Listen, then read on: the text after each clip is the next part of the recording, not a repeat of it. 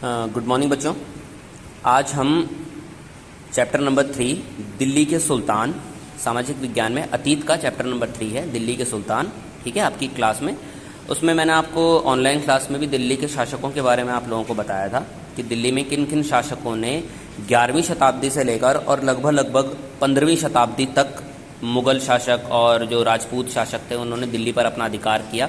तो वो कौन कौन से थे एक बारी और हम इसे ब्रीफ कर लेते हैं। ठीक है, मैं आपको क्लास में पहले ही बता चुका हूँ। तो हम देखेंगे कि लगभग 11वीं शताब्दी के पूर्वार्ध यानी 11वीं शताब्दी के स्टार्टिंग में या 12वीं शताब्दी के स्टार्टिंग में 11वीं और 12वीं शताब्दी के बीच में राजपूत वंश, सबसे पहले यहाँ पर एक वंश का प्रादुर्भाव हुआ, उदय हुआ। ठीक है, जिसमें प्रमुख रूप से तोमर वंश था जो आरंभिक 12वीं शताब्दी यानी 1165 से लेकर और लगभग मध्य 12वीं शताब्दी तक इन लोगों ने यहाँ पर राज किया। तो राजपूत वंश में तोमर वंश था सबसे पहले, जिसमें अनंगपाल नाम का एक राजा जिसने दिल्ली पर शासन किया, जो 1130 से लेकर 1145 के बीच में जिन्होंने यहाँ पर राज किया। अगला राजा था चौहान। इसी राजपूत वंश का अगला राजा चौहान था। चौहान वंश में पृथ्वीराज चौहान सबसे ज़्यादा फेमस, सबसे ज़्यादा वेल नोन्ड शासक रहा है, जिसने 1175 से 1192 तक दिल्ली पर राज किया। तो ये राजपूत वंश थे जो भारतवंशी थे, इन्होंने भारत में ही रहकर दिल्ली पर शासन किया। इसके बाद लगभग 12वीं शताब्दी में प्रारंभिक तुर्की शासक, तुर्की से कुछ शासक आए जिन्हें हम इस्लामिक या मुस्लिम शासक भी कह सकते हैं। उसमें सबसे पहले कुतुबुद्दीन ऐबक, ये 1206 से 1210 के बीच में इन्होंने दिल्ली पर शासन किया। उसके बाद आता है शमशुद्दीन शमशुद्दीन इल्तुतमिश, इसने 1210 से 1236 तक दिल्ली पर शासन किया। उसके बाद रज़िया एकमात्र मुगल जो महिला शासक रही हैं, रज़िया सुल्तान आप लोगों ने सुना होगा कि 1236 से लेकर 1240 के बीच में इन्होंने दिल्ली पर शासन किया। गयासुद्दीन बलबन इसके बाद आता है, 1266 से 1287 के बीच में इसने दिल्ली पर शासन किया।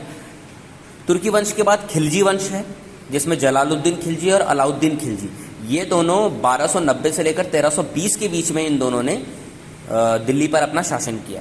उसके बाद आते हैं तुगलक वंश पे। तुगलक वंश में 3 तुगलक शासक रहे हैं, गयासुद्दीन तुगलक, मोहम्मद बिन तुगलक और फिरोज शाह तुगलक।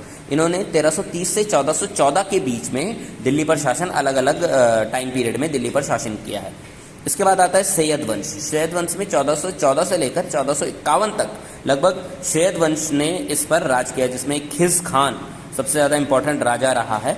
ठीक है, इसके अलावा भी इसके कुछ बच्चे हैं, लेकिन उन्होंने उतना ज़्यादा इन्फ्लुएंस नहीं किया दिल्ली को, लेकिन सैयद वंश में खिज़ खान ने ज़्यादा शासन किया। उसके बाद अंतिम वंश जो मुगल अंतिम वंश जो रहा है वो है लोदी वंश। लोदी वंश में बहलोल लोदी, जिसने 1451 से 1489 तक 1489 तक दिल्ली पर शासन किया। प्रमुख रूप से जो मुगल शासक रहे हैं उसमें मैं कल भी बताया था मैंने आप लोगों को, खिलजी वंश और तुगलक वंश, ये तो बहुत इंपॉर्टेंट वंश रहे हैं अपने अजीबोगरीब निर्णयों के लिए और अपने शासन प्रणाली के लिए। ये तुगलक वंश और खिलजी वंश बहुत ज़्यादा फेमस रहा है अपने शासनकाल में। लगभग 1290 से लेकर और 1414 के बीच में, इसके बीच में जो ये शासनकाल रहा है, इस समय उस समय की भारत की दिशा और दशा इन दोनों शासनकालों में बहुत ज़्यादा चेंज हुई।